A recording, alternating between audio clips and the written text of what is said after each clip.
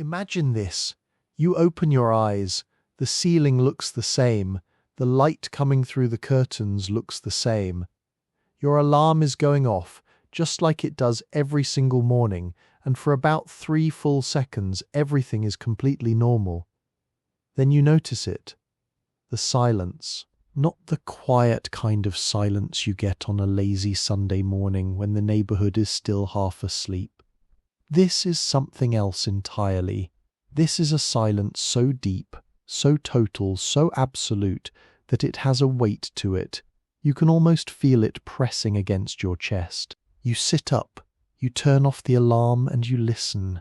No cars, no distant voices, no dogs barking 2 streets over, no planes overhead, no lawnmowers, no kids, no music bleeding through a neighbor's wall. Nothing.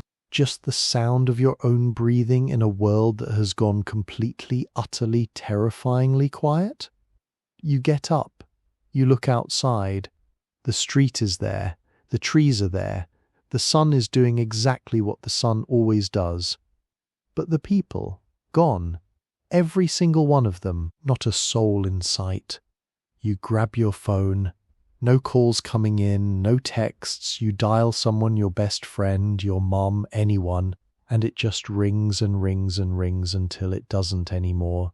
You are alone, not alone in the house alone. Not my friends are all busy this weekend alone. Completely, globally, cosmically alone. Every human being on earth has simply vanished. And you somehow, for some reason that makes no sense at all, are the only one left. So here's the question I want to sit with for the next 30 minutes. What actually happens next? Not in a movie, not in some dramatic Hollywood version of this story with explosions and mutants and a hero's journey. What actually, practically, psychologically, philosophically happens to you? What do you do on day 1? What do you do on day 100? What does it do to your mind? What does it teach you about what it means to be human? Because I promise you, by the end of this, you are going to see yourself and the people around you in a way you never have before. Here's something fascinating about the human brain that most people don't know. When something truly catastrophic happens, your brain's first instinct is not panic. It's denial. And this isn't a weakness. It's actually one of the most elegant survival mechanisms you have. In that first hour of realizing everyone is gone, you would probably spend most of it convincing yourself there's a perfectly reasonable explanation. Maybe there's an event happening downtown you forgot about. Maybe it's some kind of holiday. Maybe you're still dreaming. You would check your phone over and over. You would turn on the TV. You would scroll through social media looking for something, anything, that suggests the world is still out there and you just missed the memo. Your brain is buying time. It's doing this thing where it keeps the larger truth at arm's length just long enough for you to stabilize.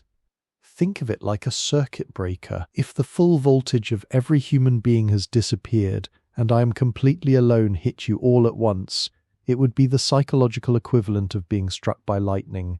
So your mind doses it out to you slowly, lets you come to it gradually. This is why the first hour would probably feel almost surreal. Not terrifying, not tragic, just weird. Like being in a dream where something is off but you can't quite name it. You might even laugh. There's a good chance you'd laugh, because laughter is another one of those defense mechanisms your nervous system reaches for when reality becomes too large to hold. But here's where it gets interesting. At some point in that first hour, something shifts. Maybe you drive to a neighbor's house and knock on the door, and nobody answers. Maybe you walk into a store and find the lights on and the registers still running, but not a single person anywhere. Maybe you shout as loud as you possibly can, standing in the middle of an empty street, just to hear your own voice come back at you. And that's when the reality starts landing. Everyone is gone. And suddenly, the first question that matters isn't, where did everyone go? The first question that actually matters is, what do I do right now, today, in the next few hours to survive? When people imagine being the last person on Earth, they usually jump to the big romantic stuff. walking through an empty city, sleeping in the White House, driving a Lamborghini down an empty highway at 150 miles an hour. And sure, some of that is coming, but before any of that, you have to deal with something far less glamorous. You need water, you need food, you need warmth, in that order. Now here's the good news and the bad news.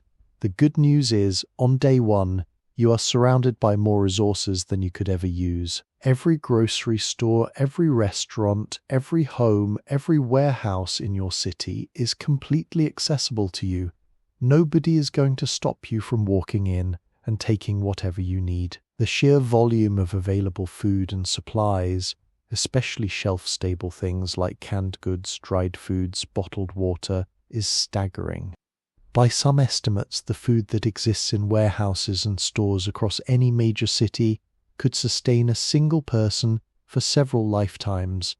The bad news is, most of that abundance has an expiration date that is much shorter than you'd think. Fresh food starts going bad within days. Refrigerators start failing the moment power goes out. And power, that's the thing. How long does the power stay on? Actually, this is one of the most fascinating practical questions in this entire scenario. Modern power grids are not fully automated. They require human operators to manage loads, reroute power, handle fluctuations. Without people running them, most power grids would begin failing within hours to days. Some automated systems might keep things running for a bit longer, but within a week, maybe 2 weeks at the outside, most of the electrical infrastructure you've spent your entire life depending on would simply go dark. So in that first 24 hours, you're not just thinking about food, you're thinking about the clock, you're thinking about what happens when the lights go out. And this is the moment right here when most people's instincts would kick in hard. You would start moving, you would start gathering. You wouldn't even have to consciously decide to do it. It's the part of your brain that's been dormant under the comfortable layer of civilization, suddenly waking up and going to work. But let's pause on the practical stuff for a moment, because there's something happening inside you that's just as urgent as finding food and water. Something is happening in your mind. Human beings are, at their core, social animals, not in a casual, oh, it's nice to have friends kind of way. In a deep, neurological, evolutionary kind of way. Our brains are literally wired for social connection. There are entire neural networks devoted to tracking other people's emotions, predicting their behavior, reading their faces, their voices, their body language. A massive percentage of your daily cognitive activity is dedicated to navigating your social world. And when that social world disappears completely, all of that processing power has nowhere to go. Studies on solitary confinement, and this is important, show that isolation begins affecting the human brain remarkably quickly. Within days, people start experiencing heightened anxiety, disrupted sleep, difficulty concentrating. Within weeks, cognitive function starts to decline. People begin experiencing hallucinations, not because something is chemically wrong with them, but because their brains, starved for social input, begin generating it themselves. You would start hearing things, voices that aren't there, footsteps in the next room. You'd turn around expecting someone to be behind you and find nothing. And this wouldn't be because you're going crazy. It would be because your brain is doing exactly what it was designed to do. It's searching, it's scanning, it's refusing to accept the idea that it is truly, permanently alone. There's a term for this, it's called social phantom limb, in the same way that amputees sometimes feel sensation in a limb that is no longer there. Isolated humans begin experiencing the sensation of social presence that is no longer there. Your mind would feel the shape of conversations you're not having, the weight of someone sitting next to you on a couch, the comfort of knowing someone else is in the next room, even if you're not talking to them. That quiet comfort, the comfort of just not being the only consciousness in the world, is something most of us have never once thought about because we've never had to. It's always just been there. Until now. Assuming you navigate the psychological shock of the first few days, week one becomes about one thing, establishing a base. This is where your decision-making really starts to matter. Where do you live? This is not as simple a question as it sounds. Your first instinct might be to stay in your current home, because it's familiar, because it feels safe, because it's yours, and familiar is deeply comforting when everything else has been upended. But there are practical problems with staying put. Is your home near reliable water? Can you heat it without electricity? Is it defensible? I know that word sounds dramatic, but weather is a real thing. Animals are a real thing. Without human infrastructure maintaining the boundaries we've built between our spaces and the natural world, things start shifting remarkably fast. The smarter move, most survival experts would tell you, is to relocate to a place that gives you the best combination of resources. Proximity to fresh water is the big one. Rivers, lakes, streams, a water source you can access, and ideally filter. Then you want a structure that you can heat with wood or other non-electric fuel. Then you want land, space to grow food eventually because the canned goods won't last forever. But here's the thing about week one that no practical checklist fully captures. Week one isn't really about survival strategy. Week one is about grief, because even in the middle of gathering supplies and figuring out where to sleep and learning which stores still have running water, you are grieving. You are grieving every single person you have ever loved. Your parents, your friends, your partner, maybe, your kids if you have them.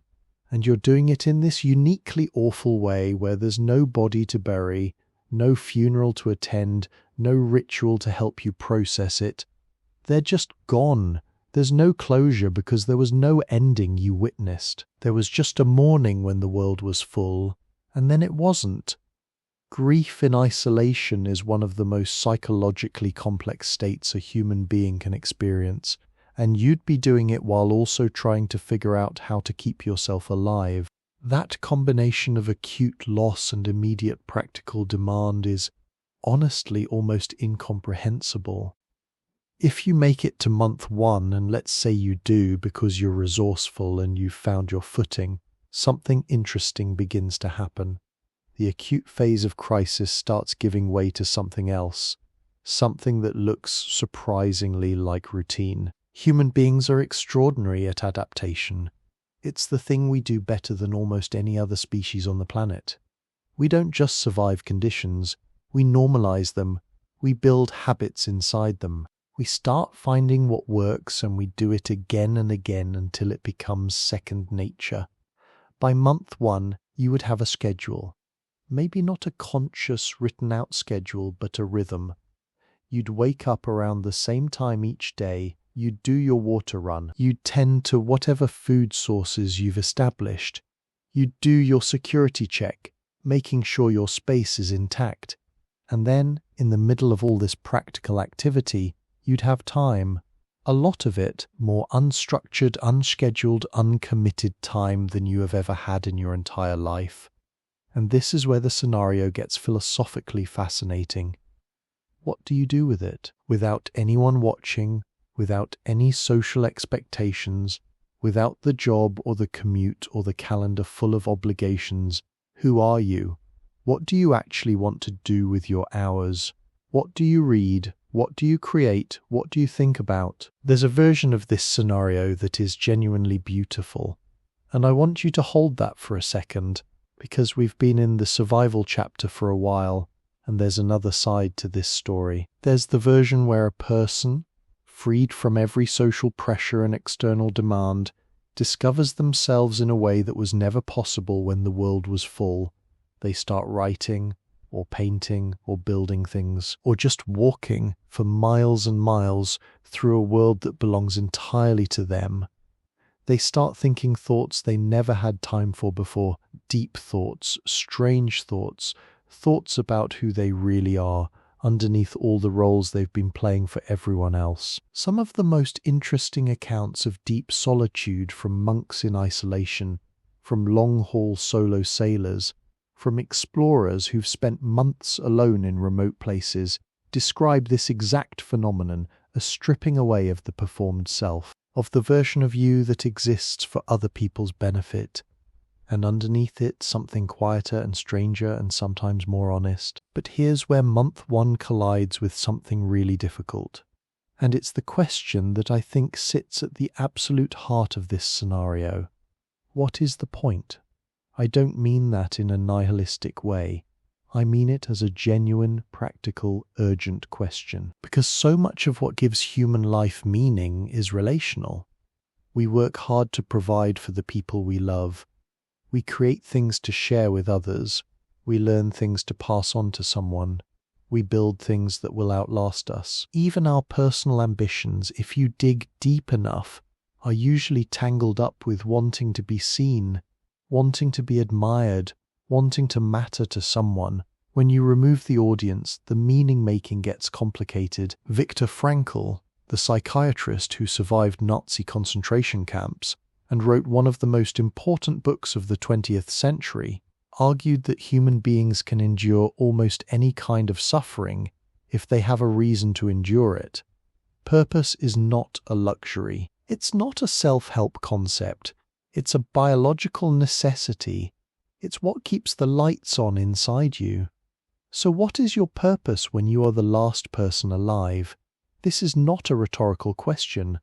I want you to actually sit with it for a moment. Some people, faced with this, would choose documentation. They would write, keep a journal every single day about what they see and feel and think, not because anyone will ever read it, but because the act of documenting, of bearing witness to a world, gives that world meaning. They would become the historian of a civilization that no longer exists. Others would choose creation. They would build things, make things, tend things, not because the things serve any practical purpose, but because making things is deeply human. It's what we do. It's who we are. We are the animal that makes things on purpose. And some, I think, would choose hope. They would wake up every day and keep the signal going, keep the fire burning, keep doing the work of a civilization, even alone on the chance, however impossibly small, that someday someone else might show up, and they would need to find a world that still works. Hey, if you're finding this as fascinating as I am, go ahead and hit that like button and subscribe. I put out new videos every weekend and we go deep on questions just like this one. Now let's zoom out from the interior world of the last person alive and talk about what's happening on the outside. Because this is one of the most stunning parts of this thought experiment. Without humanity, the natural world doesn't mourn. It doesn't pause. It doesn't hold a memorial service. It moves immediately, aggressively, and in ways that are both beautiful and unsettling. Within days of no human presence, urban areas would begin showing signs of rewilding. Animals would start moving into city spaces they've always been cautious about. Foxes, deer, wild boar in European cities, coyotes in American ones. Birds that normally avoid dense human areas would start nesting in buildings. Silence, as it turns out, is an open door to every species that's been waiting politely on the margins of our world. Within weeks, vegetation would begin reclaiming roads, parking lots, sidewalks. This sounds slow, but it isn't. Plants are extraordinarily good at exploiting cracks. Roots that have been pressing against concrete for years, held back by maintenance crews and weed killers, would suddenly have nothing stopping them. Within months, you would be able to watch the green creeping back across surfaces that have been grey for decades. Within years, and let's say you're still alive several years in, the transformation would be dramatic. Rivers would begin clearing as industrial runoff stops. Air quality would improve dramatically in just weeks, and over years in previously smog-choked cities, you'd see mountains and horizons you never knew were there. Wildlife populations freed from hunting pressure and habitat destruction would boom. The world, it turns out, was just waiting for us to let it breathe. There's something in this that is both humbling and beautiful, because for all our anxiety about the environment, about what we're doing to the planet is remarkably resilient. It doesn't need saving in the way we sometimes think it does. It just needs space. It just needs us to stop pressing against it so hard for a little while. For the last person alive, watching this happen would be one of the most extraordinary experiences possible. The world becoming something new, something ancient and alive and wild in ways it hasn't been in centuries. But let's come back to the person in this story, because even while the world is becoming more beautiful, the interior landscape can get very dark. Loneliness, real loneliness, the kind that stretches on for months and years without any prospect of relief, does something specific and measurable to the human brain.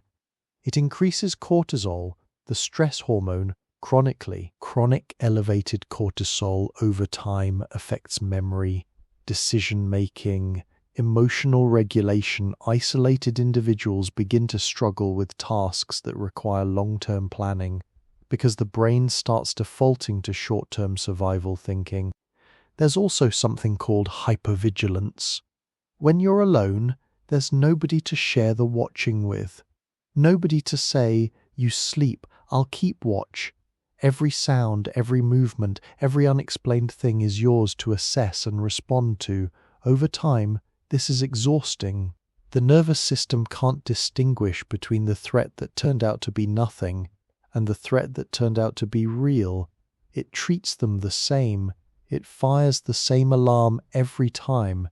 And after a while, you're just tired in a way that sleep can't fix. And then there's the grief that keeps coming in waves. Because grief doesn't happen in a linear way. You don't go through the stages and come out the other side healed. It comes back. Weeks when you feel okay, maybe even something like content, and then something triggers it. A smell, a song on a battery-powered radio, the memory of a specific laugh, a specific face, a specific warmth that you will never ever feel again. The question this raises, and it's one I genuinely don't have a comfortable answer to, is whether a human being can sustain psychological health in true, permanent isolation. There are accounts from history, from hermits and solitaries, and people who chose isolation for spiritual reasons that suggest some people can find a kind of peace in it.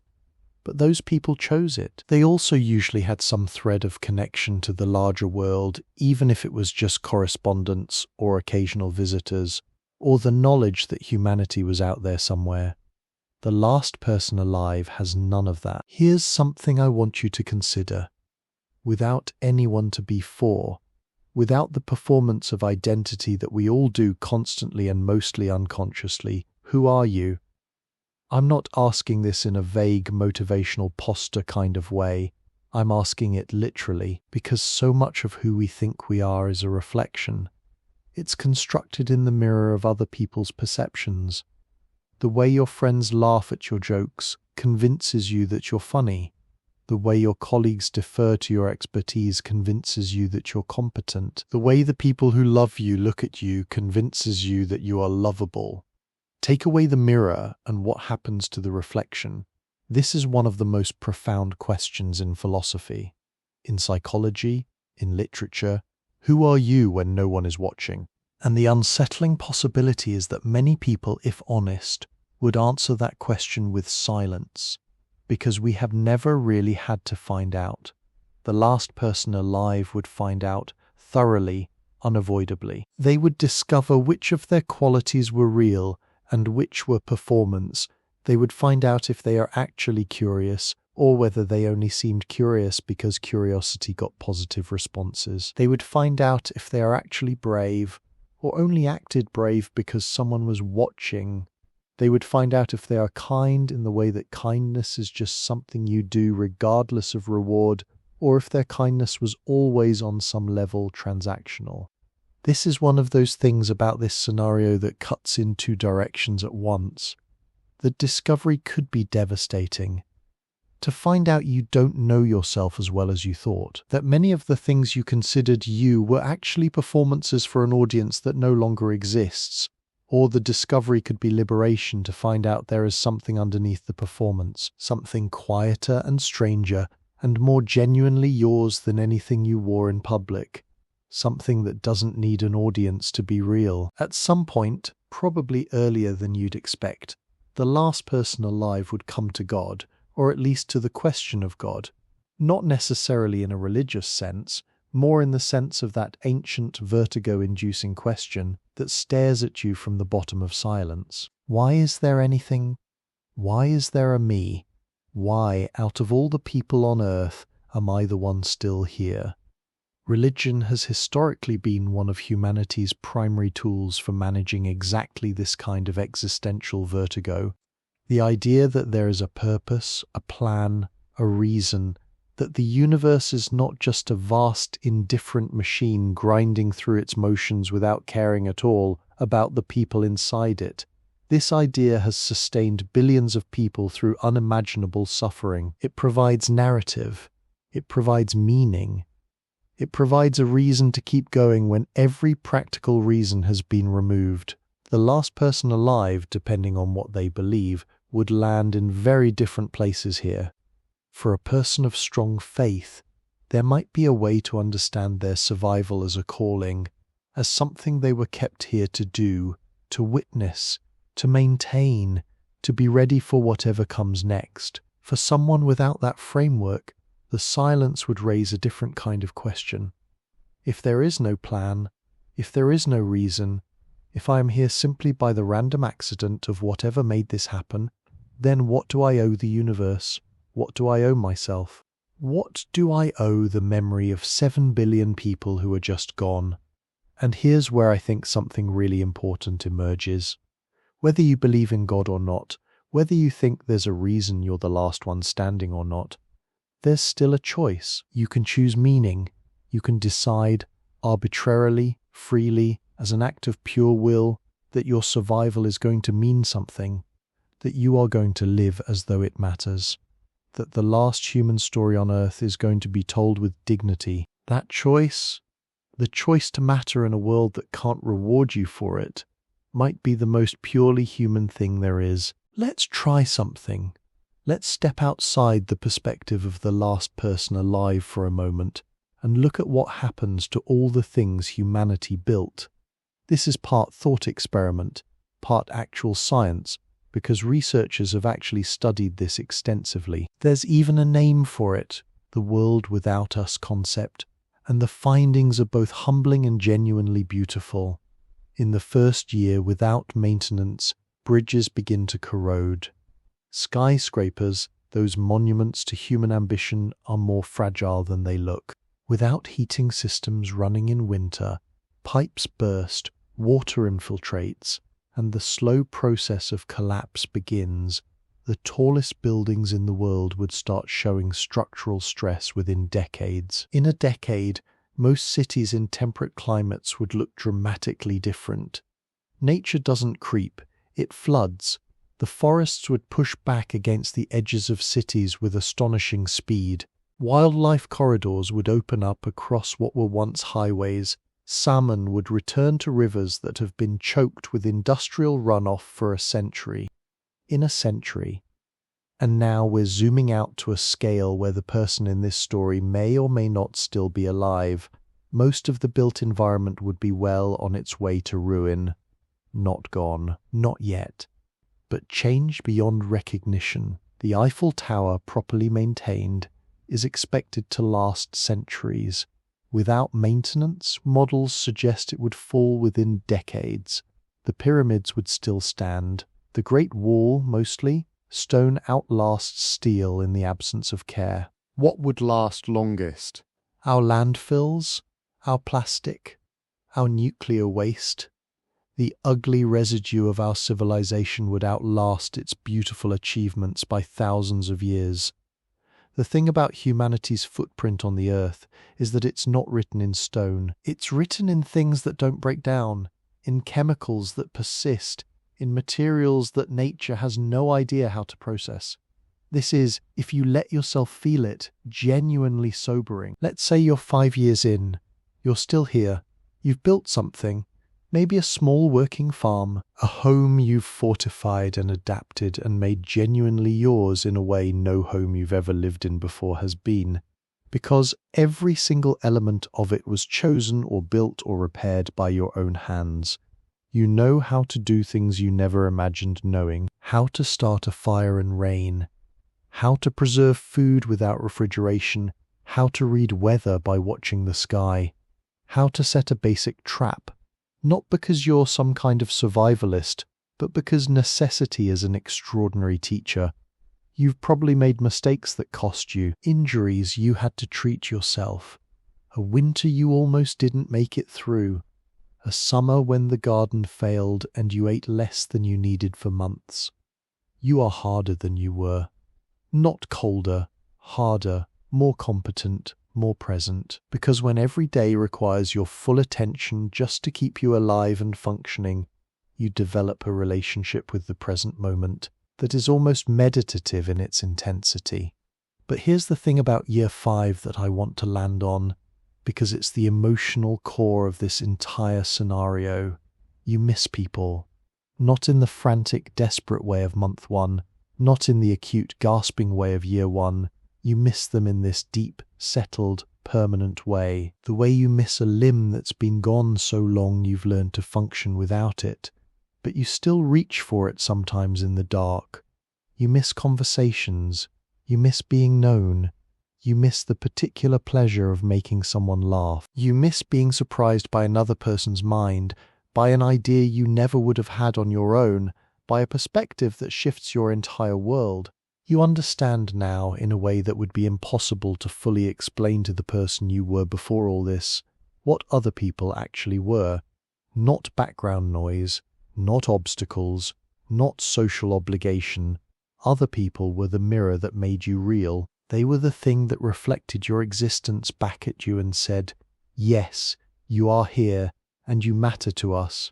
And this is where I want to bring this back. Because this has never just been a thought experiment about survival. This has been an extended meditation on something that matters right now in the life you're actually living. Think about the last time you were annoyed by someone, a coworker who talks too much, a family member who keeps giving unsolicited opinions, the neighbor whose music you can always just barely hear, the friend who cancels plans too often, the stranger on the subway who was standing too close. Now hold those irritations next to the image of a world with no one in it, where you would give anything at all to have a coworker talk your ear off, to have a family member who cares enough about you to have an opinion, to hear someone else's music through a wall, just to know you are not alone in the universe. We are so extraordinarily bad at appreciating presence, at understanding that the friction and the noise and the inconvenience of other people is also their aliveness. The annoying parts and the wonderful parts come from the same source. You can't have one without the other. To want people to exist in your life without any of the difficult parts is to want a version of connection that has never existed and never will. There's a concept in Buddhism called impermanence. The idea that everything is temporary, that nothing lasts. And the usual response to this idea when people first encounter it is sadness or anxiety. But the deeper response, the one that comes with real engagement with the idea, is something more like gratitude. If nothing lasts, then the things that are here right now are precious in a way that is profound and urgent and worth paying attention to. The last person alive would understand this without needing philosophy to explain it. They would understand it in their bones, in the hollow ache of a world that used to be full. What would you do differently right now, today, if you really understood this? Not intellectually, not as a concept, but as a lived, felt bodily truth. Who would you call? What would you say? What would you stop taking for granted? Let's end where we began. Not with catastrophe, not with tragedy, with something quieter and stranger and more important. Imagine the last person alive, not in the first year when everything is raw and terrible, not in the middle years when survival has become the whole world, but at the end, whenever the end comes, sitting somewhere they love, somewhere they've made beautiful over years of patient work, watching the sun go down over a world that is still, even now, achingly beautiful. Birds crossing a sky that has never been this clear, a river running clean through a valley that has slowly, steadily been reclaimed by life, and they're writing, or talking out loud, or just thinking, holding in their mind one more time the faces and voices and laughs and habits of every single person they've ever known, letting them all exist there, together, for one more moment. All the mess and beauty and noise and love of 7 billion lives gathered in the memory of the last one. And they're grateful for all of it, for the years of survival which taught them more about themselves than a comfortable life ever could have, for the silence which was awful, and also in its way a kind of gift, for the world which never stopped being extraordinary just because the humans left. For the people, most of all for the people whose absence was the great teacher of their value. The last human thought, whenever it comes, would not be about survival. It would not be about regret. I think it would be about love, because that's what we are, underneath everything else, underneath the ambition and the anxiety and the noise and the distraction and the performing and the consuming and the scrolling, underneath all of it, we are the animal that loves, and the world that carries us doesn't know how to make another one. So go home tonight and tell someone you love them. Not because it's something you're supposed to do, because the last person alive, in a world of perfect silence, would give every single thing they had left to be able to say it one more time. That's the whole lesson. That's it. That's everything. Hey, if this meant something to you, share it with someone it might reach. Leave a comment telling me the first thing you'd do if you woke up alone in an empty world. I read every one of them, and don't forget to subscribe, because every weekend I'm here with another question that I think is worth sitting with for 30 minutes. We'll see you next week.